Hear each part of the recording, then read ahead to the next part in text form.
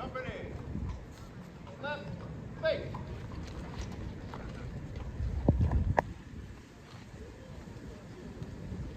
Front, march.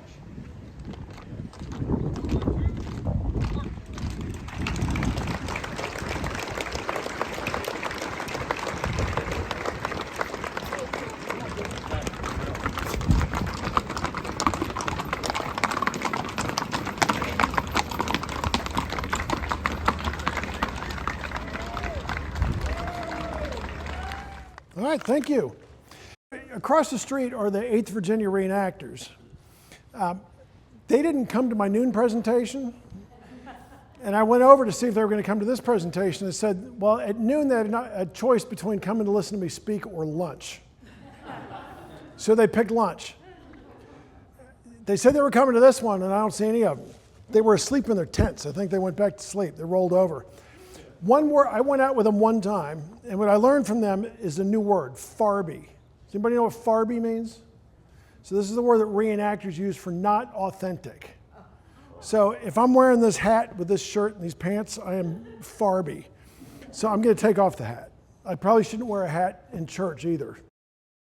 So that is the 8th Virginia Regiment. That is a painting that was done in the 20s. That is the 8th Virginia flag. That is based on a description from the 1840s. The flag has since resurfaced. It is in private hands.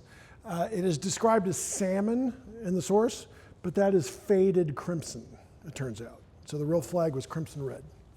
And if you go across the street to the reenactors, who are not here, I might add, their flag is the right color. So this is the third in a series, and the last one in a series. The first one was on Shenandoah County, what was then Dunmore County, leading up to the war.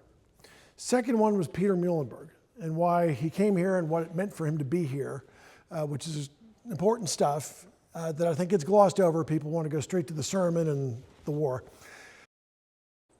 The first one, the last phrase was quoting a local militia captain who, when he heard the first rumors of Lexington and Concord, said, if this is true, there will be bloody breaches.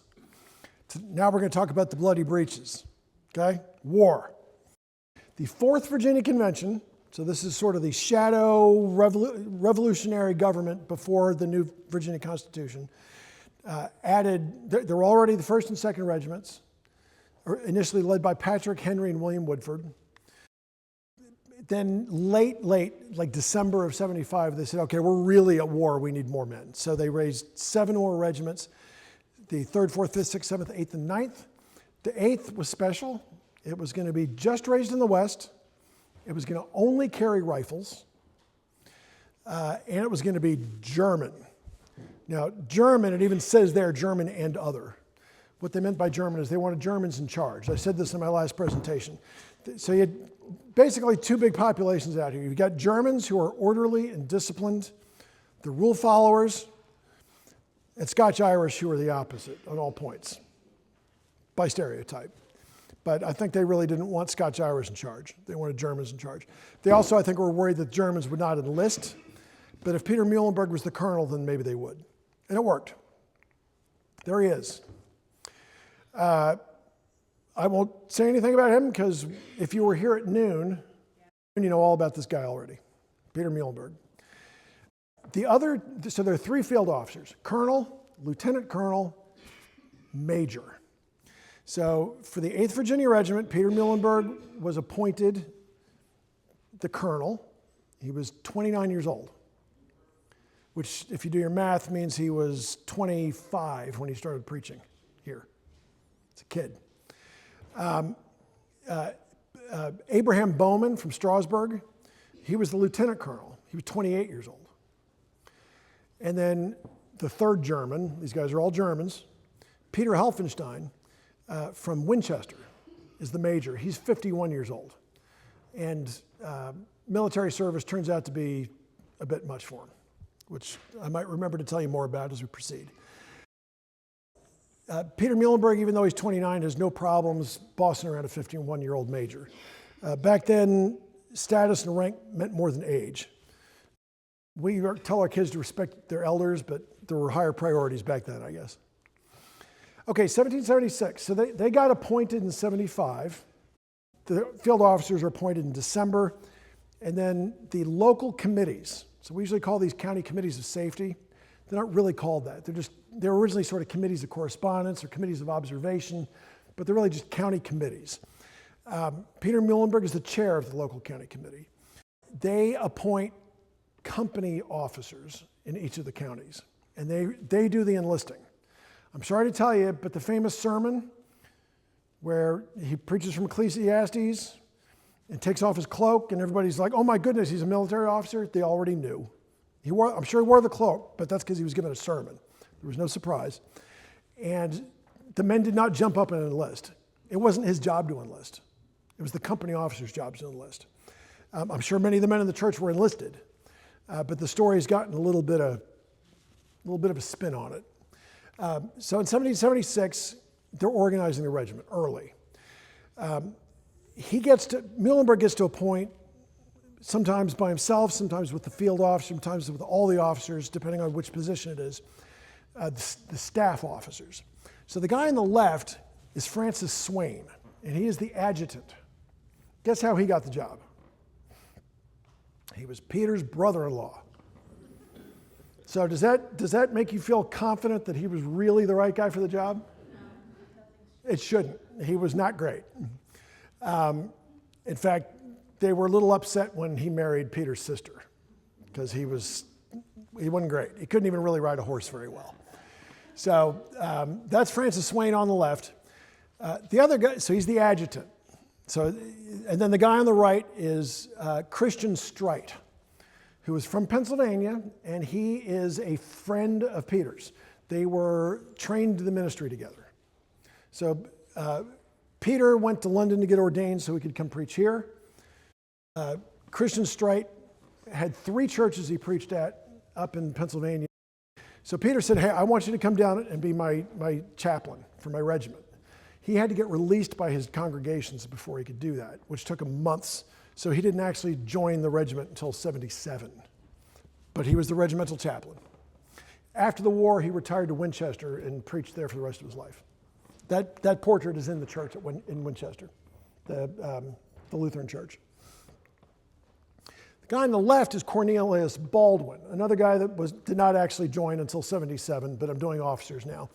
He was from New Jersey. He's the surgeon. You can tell that is a black and white photo of a painting. The painting exists somewhere. Somebody took a picture of it. The black and white photo is in the Handley Archives in Winchester. I've been asking, and there's like whispers and rumors that somebody might know where the original is, but I haven't seen it. And then the guy on the right is William Dark. Again, he's later on. He is an original captain from Berkeley County, up in what's now the Panhandle of West Virginia, in the 8th Virginia, and he became the major in 77. Now we're going to do the companies. So one reason why it doesn't really work that Peter Muhlenberg gave the sermon and then everybody enlisted is because there were 10 companies, and they came from all the way down, like basically actually across the Tennessee line and all the way up to Pittsburgh. 2 companies came from Dunmore County, Shenandoah County. So those 2 companies each had 68 men. So what's the math, Ron? 136 men. So maximum of 136 men from this county could have enlisted.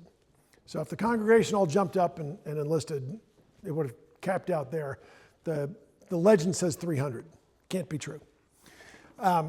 So the counties are all on the west side of the Blue Ridge, except for Culpeper. That's the lone exception.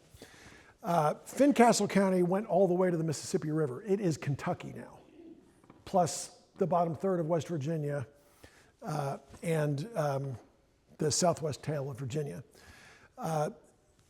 Augusta County technically went all the way to Pittsburgh, but that was sort of a fiction. The King's Privy Council had started vetoing bills to create new counties, so they just created a second quorum to meet in Pittsburgh and pretended it was one county. So technically it's all Augusta County, and they would call it the West Augusta District of Augusta County. And for purposes of recruiting, it was a separate county. So West Augusta had to raise 2. Dunmore County, Shenandoah County had to raise 2 companies. All these other counties raised 1. And in this case, they all carried rifles, which is completely unique. Here is a list of the men who enlisted under Richard Campbell. If you were in John Settle's presentation earlier, he spoke a little bit about Richard Campbell. He was one of the 2 company captains from Dunmore County. He was a deputy sheriff under Taverner Beale, who was the sheriff. This is from the first muster roll, which was not taken until they came back from the South. And it is 30 men short. I think he didn't bother to write down the names of dead men. What happened in the South was pretty ugly, and you're going to hear about it. So that is everybody we know enlisted from this county under Richard Campbell. But again, 30 names are missing. The other company was led by Jonathan Clark, who was the deputy county clerk under Thomas Marshall. Thomas Marshall was the father of Chief Justice John Marshall, and he was the clerk of Dunmore County, but I'm not sure he ever set foot here. He lived in Fauquier County, and you know this term sinecure? Like he got paid to do the work, or to have the job, and then he made Clark do all the work and gave him 1/3 of the money. And Thomas pocketed the other 2/3. Pretty good deal if you can get it, right? So this is Jonathan Clark's full original company. There are no missing names here. So 2 companies, Shenandoah County, you've seen them both. Now, people died, some people ran off, some people got sick and couldn't serve, so they enlisted new guys, so it changes over time. But these are the original guys from the spring of 1776. Okay, the sermon. I have to address this. So, to be clear, this is Peter Muhlenberg's congregation. It's not his church, his building wasn't here yet. He stood roughly where we are right now and gave a sermon from Ecclesiastes. The story is that you usually hear is represented in that painting. He's wearing a wig. He didn't wear a wig. He's wearing a continental uniform. He was not a continental officer. The church looks rough enough to be authentic, right? The guy raising his hand presumably is enlisting. Well, that wouldn't be accurate, right? But if you read the earliest accounts, the first one is in, I forget his first name. He was a surgeon, Thatcher, James Thatcher, I think. He gives an account of the sermon. It's very short.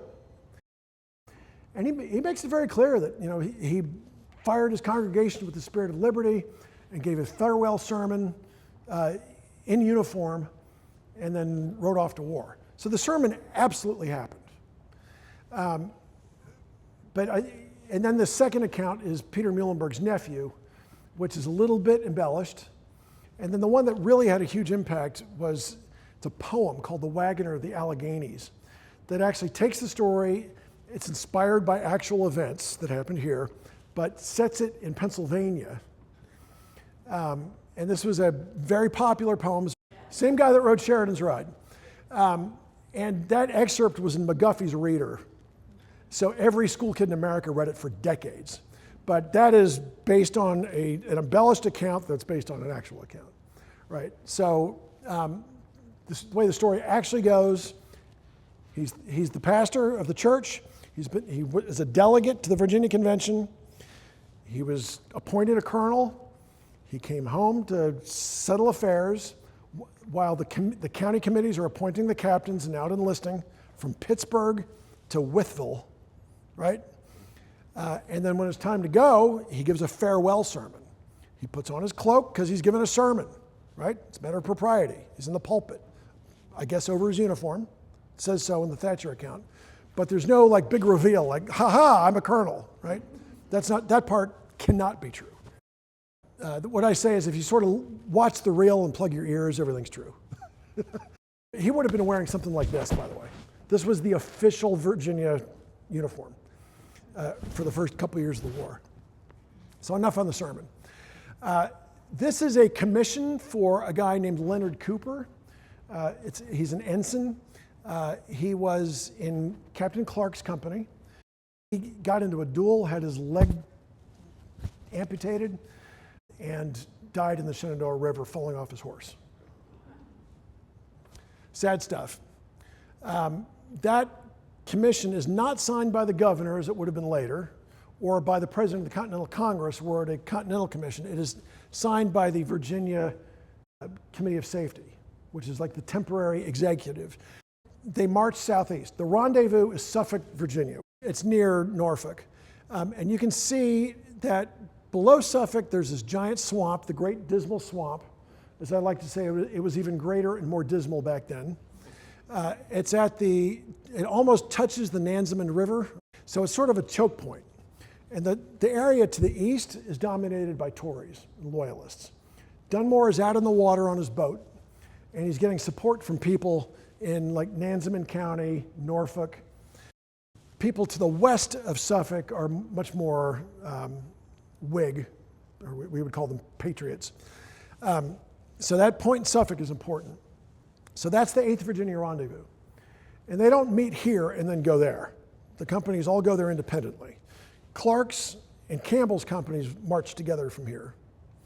But James Knox's company from Fincastle County, which he was in Tennessee when he got his appointment, they marched on their own, right? William Darke probably marched from Shepherdstown on his own, right? And they rendezvoused in Suffolk. On the way, they stopped in Williamsburg, where they were reviewed by Major General Lee, who was the commander of the Southern Department of the Army. He's the top dog, Virginian down. They're reviewed. The officers then exchanged certificates that they were given by the county committees. They exchanged the certificates for their commissions. That Cooper Commission I showed you, that was backdated to when the Dunmore County Committee certified that his company was full.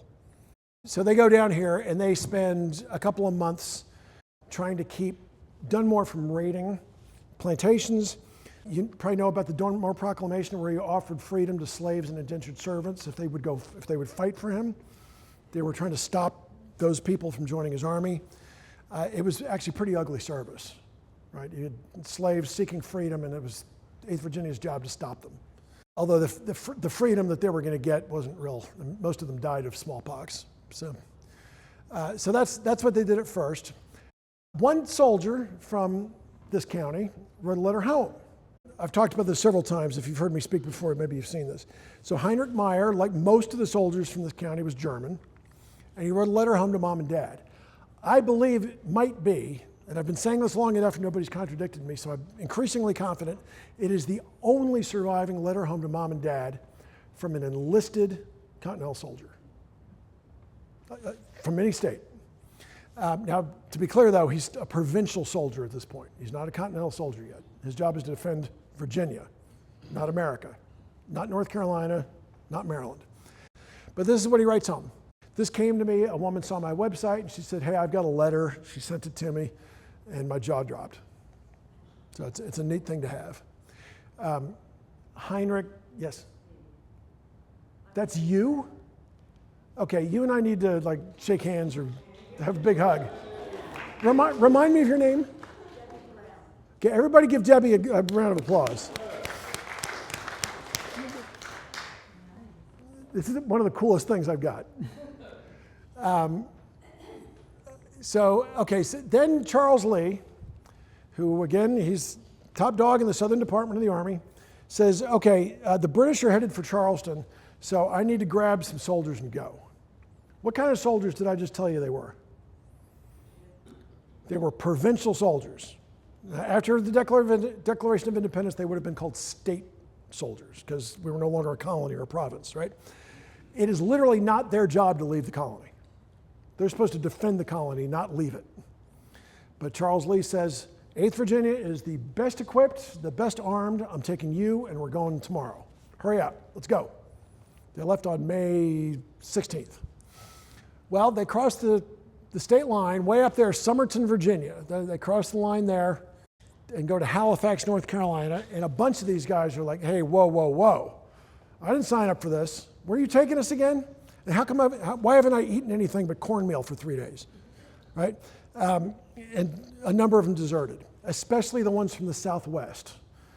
James Knox's company in what was then Fincastle County, because there was a Cherokee War brewing, and they needed to defend Virginia. So he lost a bunch of guys, and Lee was very angry about it. They marched another 450 miles. The guys from Pittsburgh had already marched 450 miles to Charleston with no tents, limited rations.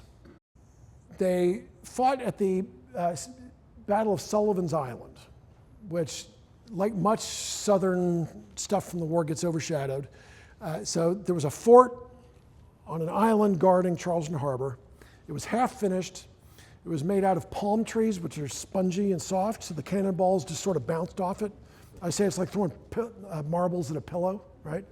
They were not in the fort. They were on the opposite end of the island, trying to block, we would call it an amphibious attack. And they were successful at doing that. That effort was led by the 3rd South Carolina, and only some of the 8th Virginia was there. But the Americans won. It was a big victory early in the war, and the British left the South alone for 3 years after that. So very consequential victory.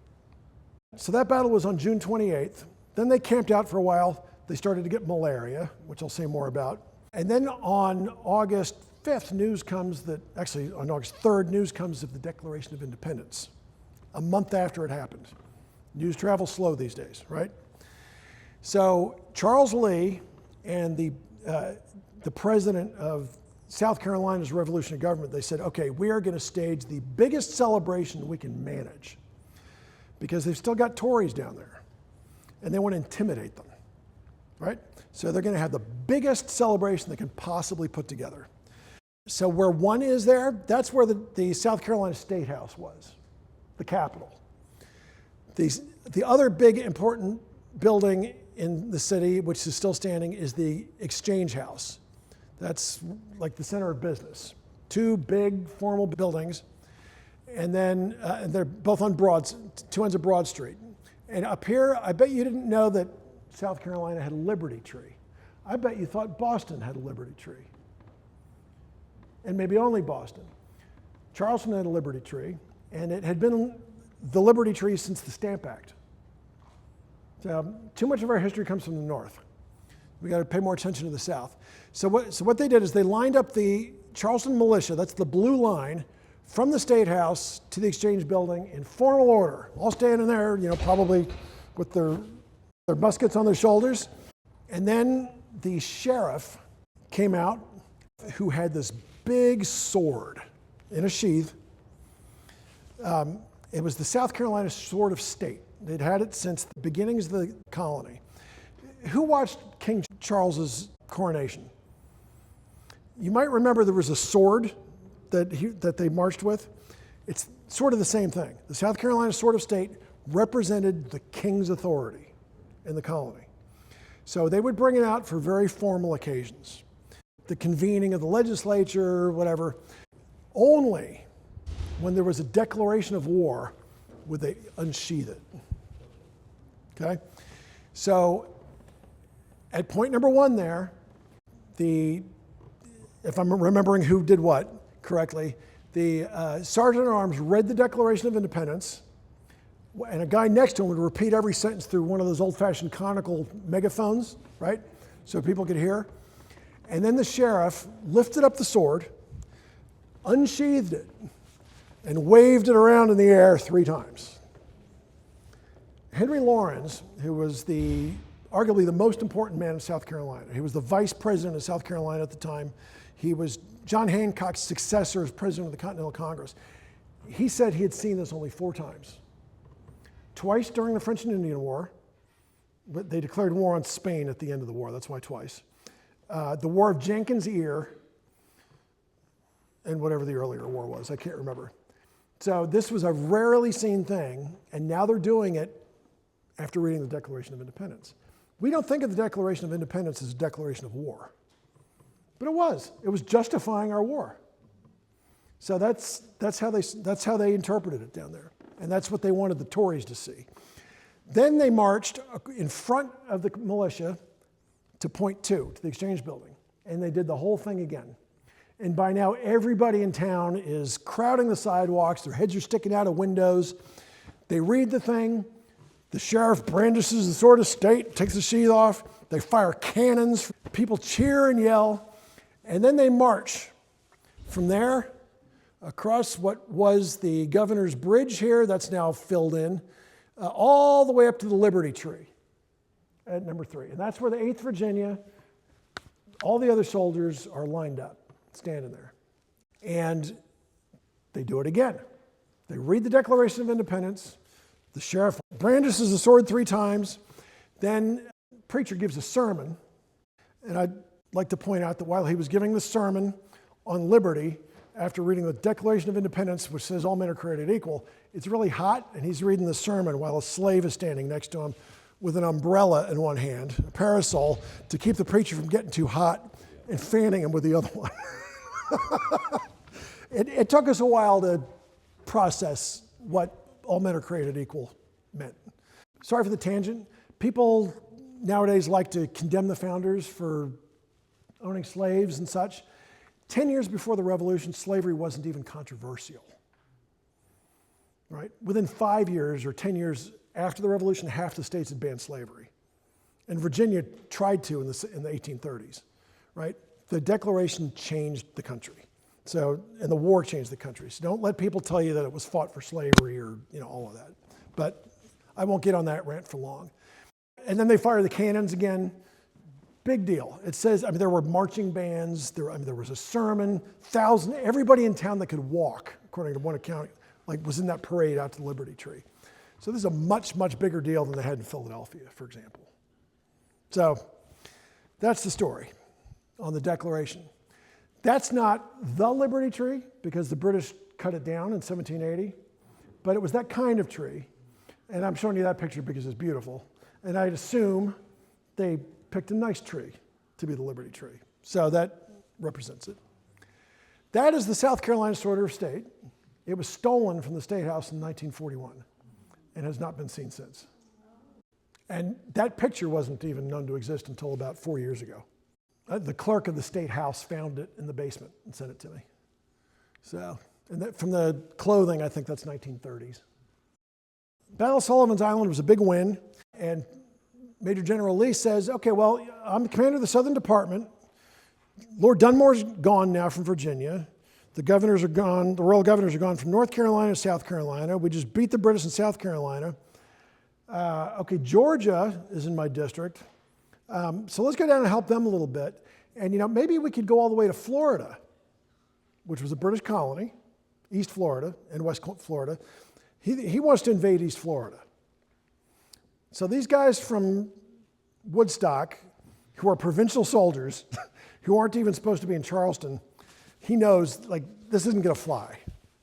So he promises them plunder. He says, we're going to go sack St. Augustine, and everything you steal, you get to keep.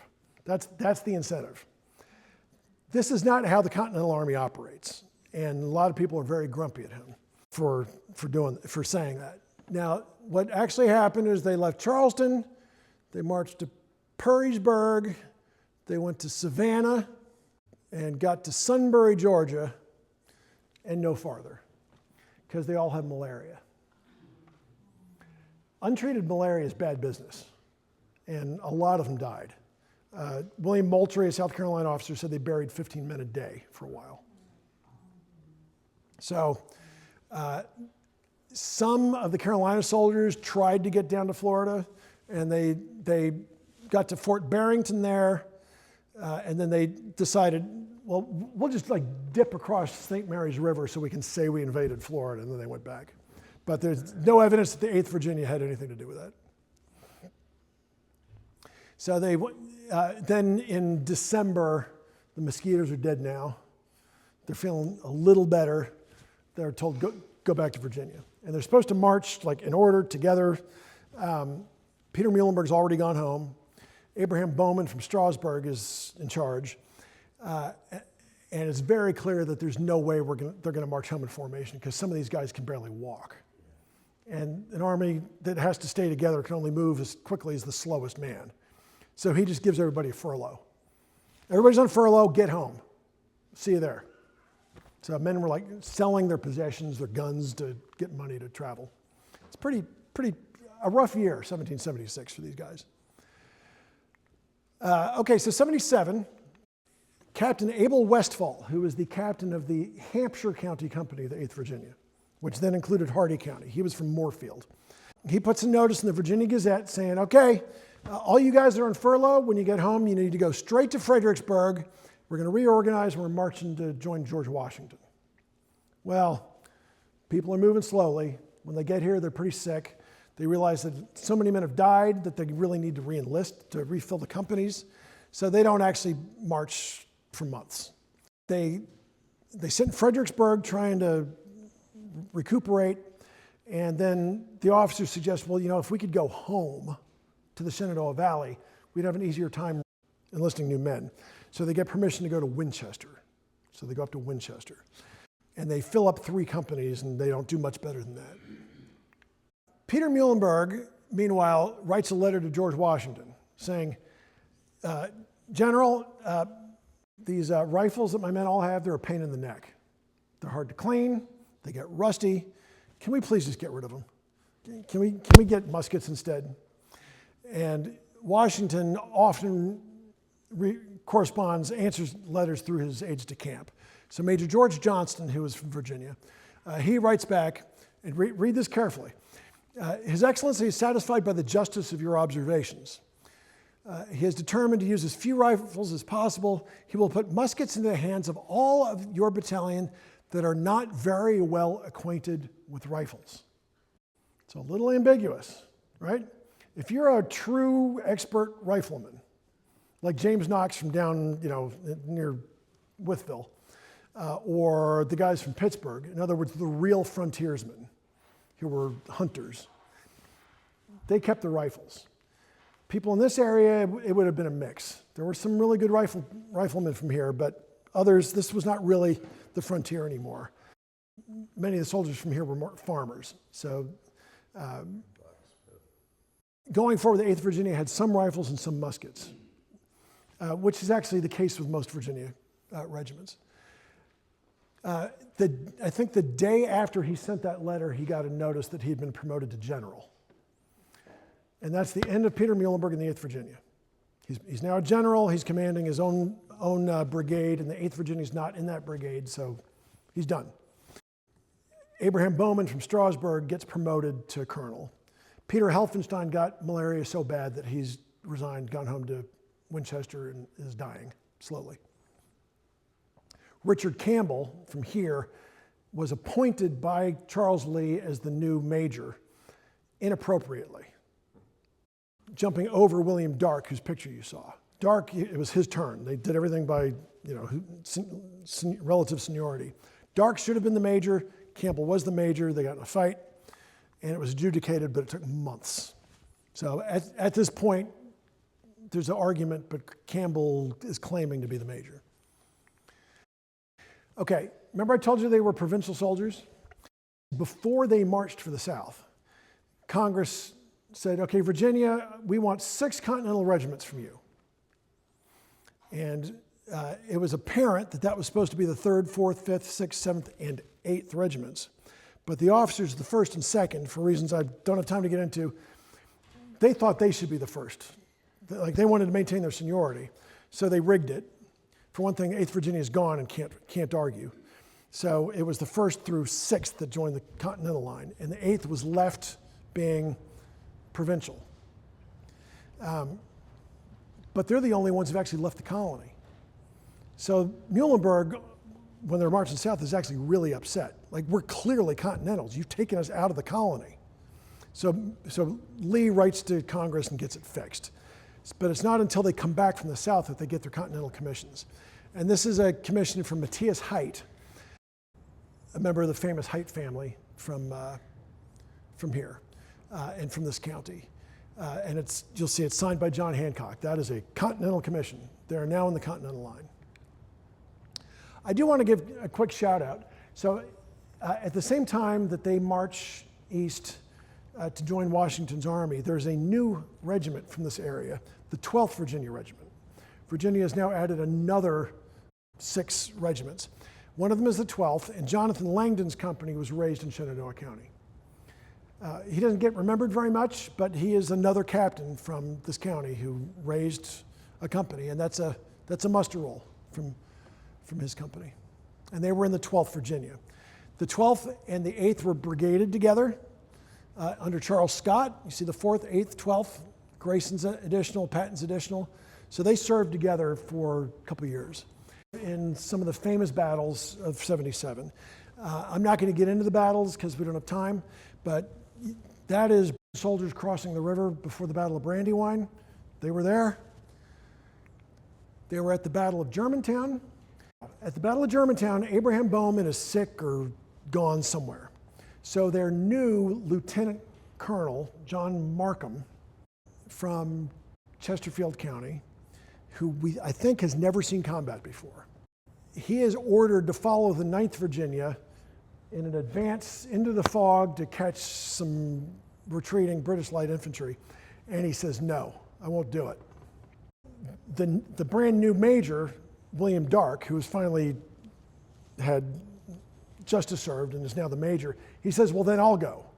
And he takes about a third of the 8th Virginia with the 9th, and they all get surrounded and captured. And that is a painting of the 9th being captured. If there's an artist in the room, I would love it if you would paint a picture of the 8th getting captured. They got captured together. And they were at Valley Forge. This is a romanticized picture of Valley Forge. They got there, they built the huts, but the deal was at Valley Forge, the 8th Virginia guys and all of those 1776 guys from the 3rd, 4th, 5th, 6th, 7th, 8th, and 9th regiments, they had enlisted for 2 years. Their time's almost up. They're going to be done in the spring of '78. So the officers get together and they say, okay, you know what we're going to do? They recommend to Washington, and he says, do it. Tell them they can all have a furlough and go home for the winter if they re-enlist. If you don't re-enlist, you got to sit here in your cold hut. So a lot of guys left. Most of the officers left, which made Washington really angry. A lot of the 8th Virginia guys were gone. Some of them stayed. The ones who stayed, their time was up no later than April 1st of '77, which is before they marched out of camp. By the time they leave in the spring of '78, the 8th Virginia is so small that it's not really a going concern anymore. The same is true for the 4th Virginia Regiment. The 12th Virginia Regiment, which has Jonathan Langdon's Shenandoah Valley Company in it, that's a new regiment, so they're doing better. So they actually lumped the three of them together into what they called the 4th, 8th, 12th Regiment. That was the name on the rolls. It was a provisional deal, and they fought under that title at the Battle of Monmouth. Abraham Bowman was supernumerary. That's a fancy word for we have too many. He had been promoted to colonel, and they let the most junior officers at a certain rank go when they had supernumerary officers. So he was out of the Army. But 8th Virginia was at Monmouth, which was an important American victory. This is the first big battle after Steuben teaches them how to drill and march and all of that. I think it counts as an American victory. That's sometimes debated. It was a super hot day. A lot of men died of heat stroke. After that, they then marched north, and on September 14th, they formally consolidated the Virginia line, and the 8th Virginia was folded into the 4th Virginia. So Peter Muhlenberg's 8th Virginia Regiment no longer exists. It's gone. It's been folded into another regiment. Jonathan Langdon's 12th Virginia Regiment, by the way, which is commanded by James Wood from Frederick County, they then take the 8th number, right? So that's the new 8th Virginia Regiment, completely different regiment, but it was recruited in a similar area. So it's easy to get them confused. And a lot of people think, they have an ancestor who's in the 8th Virginia, but it was the other one, and they think they were under Peter Muhlenberg. Don't go cross-eyed staring at this. This is my attempt to show from start to finish what 8th Virginia veterans, where they were in terms of commanders and officers and units, all the way to the end of the war. Some men, including some enlisted guys, served the entire doggone thing, which is impressive, especially when you were free after 2 years initially, and they never got paid. So a little bit about the captains that I mentioned. Richard Campbell So at the start of the war, he was a deputy sheriff. I told you that. He was appointed a captain. He was acting major because Charles Lee said so, but he was not properly promoted. General Washington, through a lengthy and complicated but very politically astute process, fixed it, made William Darke the major, and transferred Campbell to the 13th Virginia Regiment, properly promoted to major, although Darke outranked him, as he should have. The 13th is then sent to Pittsburgh to guard the frontier from the Shawnee and other tribes. There is an attempt under Lackland McIntosh to attack Detroit, which is the big British base in the west. They don't make it. They march north to a place where they built Fort McIntosh, which is at the very tip of the Ohio River. Fort McIntosh is built there. They're going to build a series of forts to get to Detroit. They build one more, Fort Lawrence. Everything up there is a disaster. Men are literally trying to live on shoe leather. And Richard Campbell's up there for all of that, and it's not a good time.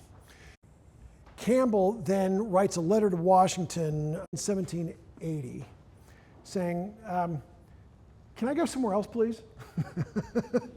This stinks. Obviously, that's my inelegant paraphrase. This is the key quote.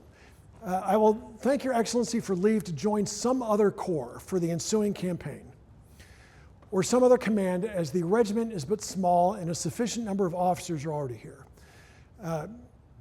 We have 2 field officers beside myself. When I stepped forth in the Army, it was my determination to render my country every service in my power, and I wished to be always where I could take an active part, which is not Fort McIntosh. He wrote another similar letter to his buddy Peter Muhlenberg, who's a general, saying, would you help me get a transfer, please? We don't have that letter, but we know it existed. And it worked. He got transferred. If you're here for John Settle's presentation, the Virginia line had been captured at Charleston in 1780, and they were training new soldiers in Chesterfield, and that's where Campbell went. He then took his new soldiers down to Guilford Courthouse, Hobkirk's Hill, the Siege of 96, the Battle of Eutaw Springs. John went over all of this, so I'm not going to repeat it. He is killed at Eutaw Springs. And there's no monument to him, there's no gravestone, we don't even know where he's buried, because they had to get out of there. He's from here. As far as I know, he was born here, raised here, got his commission here, died in the service of this community. Contrast that with Peter Muhlenberg, who was great, but he lived here for 4 years and then left. His family was here for longer during the war. There's no memorial to Campbell here. He is, by my count, the 2nd highest ranking officer to die on a battlefield in the Virginia line, after Hugh Mercer. I think we should pass the hat and get him some sort of a historical marker or something up here. I'm in. Everybody else in? Okay. That is Richard Campbell. He's just been shot, and he's dying in the hands of Light Horse Harry Lee at the Battle of Eutaw Springs. Jonathan Clark. So he is from Caroline County. He is the brother of George Rogers Clark. He's the big brother of George Rogers Clark. He's also the brother of William Clark, better known as Lewis and Clark, right? So very important family. There were other brothers and of course sisters too, and he was the oldest and came here to be the deputy clerk doing all of Thomas Marshall's work for 1/3 of the money. He also got a job as the clerk of the Beckford Parish vestry. And then when things started to get nasty, he was one of the volunteers in the Dunmore Volunteers, also known as the Dunmore Independents.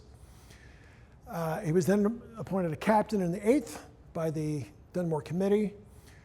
He was a major in the 8th. I think he was very briefly major of the real 8th, but he was also major in the other 8th. You following me? Otherwise known as the 12th. He was then promoted to a lieutenant colonel. He was captured at the Siege of Charleston. After a year, whatever, in captivity, he was paroled, which means let go, but he was under obligation as a gentleman not to engage in war unless exchanged. So he's home for the Battle of Yorktown, but he's not allowed to be active. Before that, though, he's at the Battle of Paulus Hook, which was organized by Light Horse Harry, but Clark was senior to Light Horse Harry, and Light Horse Harry got all the credit. So there was this big fight over who got credit for Paulus Hook. He moved to Kentucky after the war. That's his house. Actually, his real house is inside there somewhere. It's been added onto significantly, but it survives. Before he moved west, he was made a major general in the Virginia militia under Congress's Militia Act from 1792. And this is how people moved to Kentucky typically, on flatboats down the Ohio River from Pittsburgh. And he's buried right next to his brothers. I better wrap up. That's my old website. If you want to learn about the 8th Virginia, that's where you go, 8thvirginia.com. If you want to read stuff by me or by John, it's virginia1776.com, and there's YouTube and Facebook there as well. I've got time for like half a question. Yes? Charles Descendant of an 8th Virginia soldier here. Yes? Yeah. No relation at all. Yeah, Charles Lee came from England in 1773, and he was a big fat jerk, by the way. Yes? Half. I mean, it's a combination of guys that deserted because they weren't supposed to leave, or they wanted to go home and protect Fincastle County from the Cherokee. People who were too sick to march home. People who were sick, who died. But not many of them were. Casualties in the Revolution are actually, like compared to the Civil War or World War II, is nothing. Disease is what killed 90% of people who died. Last one, yes. I haven't been asked this for a while. So as I was researching it, even though there were not many battlefield casualties, people keep disappearing, right? From malaria, smallpox, desertion, death, whatever. The numbers get small, and then enlistments expire, right? So the number of men gets smaller and smaller and smaller. So it was almost sort of like, well, who's going to be left, right? So it's almost a joke, right? The last man standing. But it's also like, who's the last man standing in like when you're playing King in the Hill? The toughest guy, right? So that's my homage to them. Yeah. So I only have 5 seconds left, and I'm going to give it to John.